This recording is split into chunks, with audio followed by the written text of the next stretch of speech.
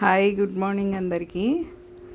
మీ అందరికీ ఈరోజు ఒక అరుదైన కళ, మా జనరేషన్కి మాత్రమే పరిమితమైన కళ.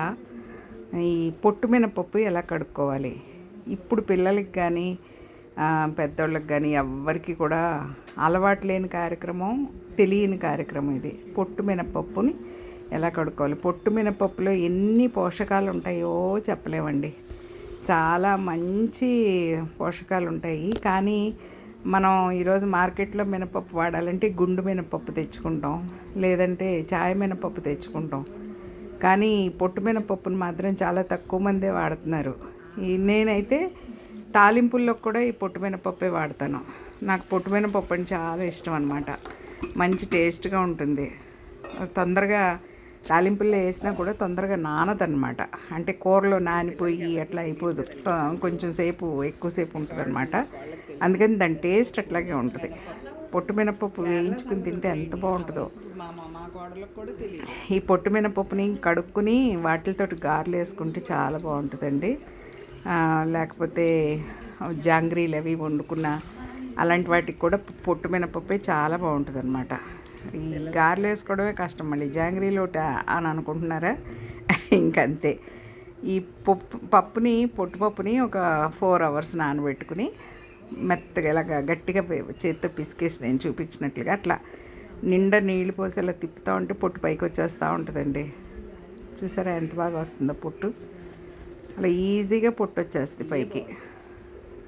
ఎక్కడైనా పప్పు బద్దలు వచ్చినా మనం అలా వేలుతో తీసేసుకోవచ్చు అనమాట.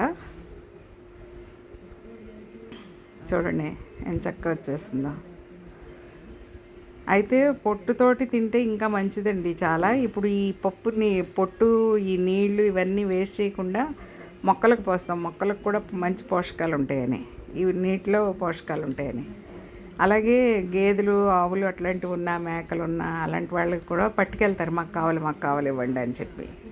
కుడితి అంటారు దీన్ని. కుడితి లెక్క వేస్తారంటే కుడితిలో రకాలు ఉంటాయి, అలా వేసేస్తారనమాట. కానీ మనకి ఇది ఉపయోగపడదు. కానీ మనకి ఇక్కడ గేదెలు, ఆవులు ఉండే పరిస్థితి లేదు కాబట్టి నేను మొక్కల్లో పోసేస్తాను. మొక్కలకు కూడా మంచి పోషకాలు అందుతాయి దీనివల్ల. చూడండి అట్లా తిప్పుతూ ఉంటే పొట్టు పైకి వచ్చేస్తూ ఉంటుంది అనమాట. యాక్చువల్లీ పొట్టు సగం ఉంచుకుని కనుక వాడుకుంటే ఇంకా చాలా బాగుంటుంది. కానీ నల్లగా ఉంటాయి. గారెలు వేసామనుకోండి నల్లగా ఉంటాయి, ఇడ్లీలు వేసామనుకోండి నల్లగా ఉంటాయి, దోశలు వేసినా కూడా అలాగే కలర్ చేంజ్ అవుతుంది అనమాట. ఇది తినేవాళ్ళు పెద్దగా ఇష్టపడరు. కానీ పొట్టుతో వేసుకుంటే చాలా బాగుంటాయి. ఇడ్లీలు కూడా పొట్టుతో వేసుకుంటే, పొట్టు మినపప్పు కొంచెం పొట్టు ఉంచి వేసుకోవాలన్నమాట.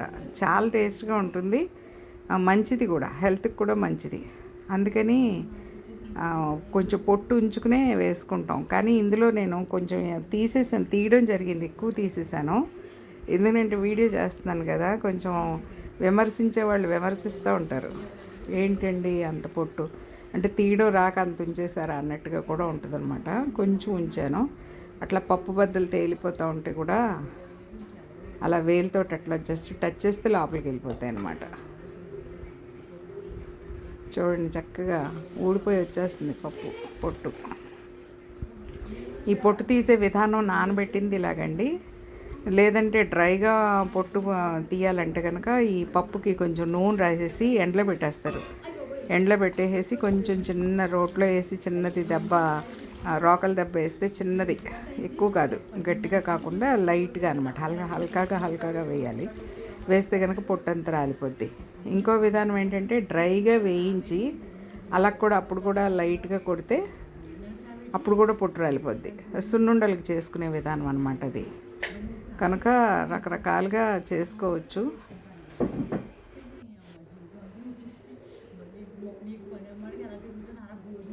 అప్పుడు కూడా లైట్గా కొంచెం చిన్నది ఒక పోటు లాంటిది వేస్తే, అంటే చిన్నది దంచాలన్నమాట.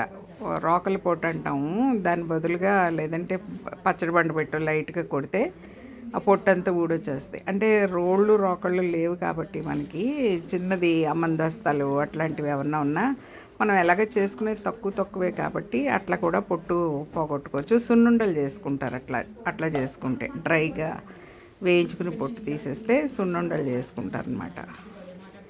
కనుక ఇన్ని రకాలుగా పొట్టు తీయచ్చు పొట్టు మినపప్పుకి. అదిగో చూడండి, పొట్టు మినపప్పు శుభ్రంగా కడిగేసుకున్నాను. కడిగేసుకుని ఇంకొకసారి నీళ్ళు పారబోసేసుకుంటే పొట్టు పప్పు గాలించడం కూడా నేను ఇందులో చూపించాను. గాలించడం అంటే ఏంటంటే ఆ పప్పులో రాళ్ళు ఉంటాయి కదా, మిల్లు నుంచి కాదు, పొలం నుంచి మిల్లుకి వెళ్తాయి, మిల్లు నుంచి మన ఇంటికి వస్తాయి.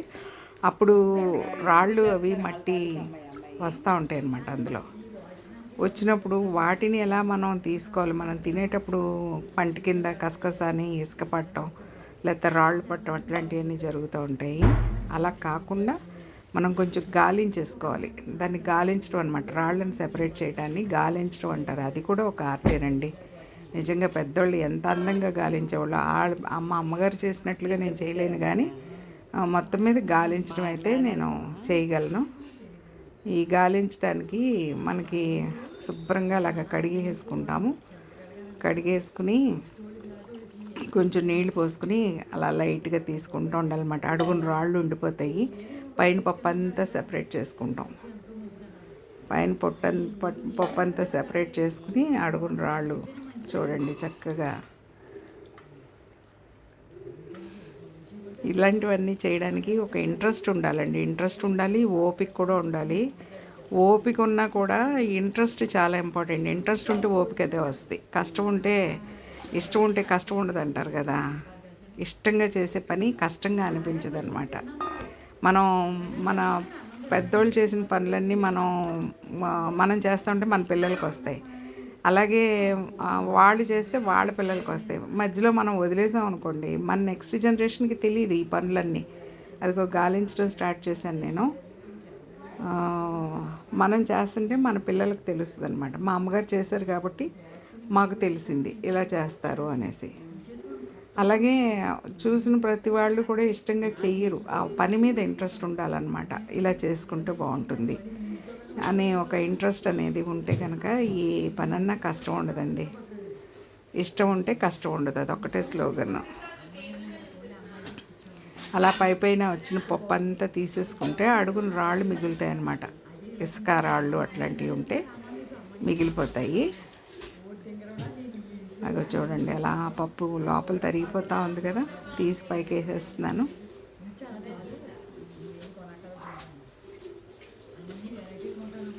మా అమ్మగారు ఇంకొకలాగా చేసేవారు, కానీ నాకు అది ప్రాక్టీస్ అవ్వలేదు.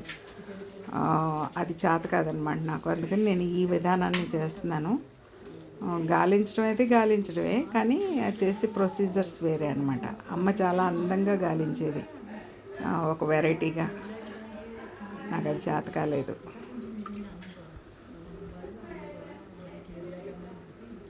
అలా పైన పప్పు అంతా అడుగుకి వెళ్ళిపోతే, పక్క గిన్నెలోకి వెళ్ళిపోతే అడుగున రాళ్ళు మిగిలిపోతాయి అన్నమాట.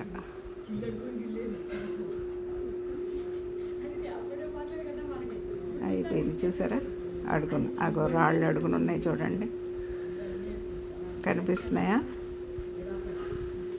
ఆ రాళ్ళు మనం తీసుకోలేదనుకోండి, పప్పుతో పాటు మనం కడుపులోకి వెళ్ళిపోతాయి.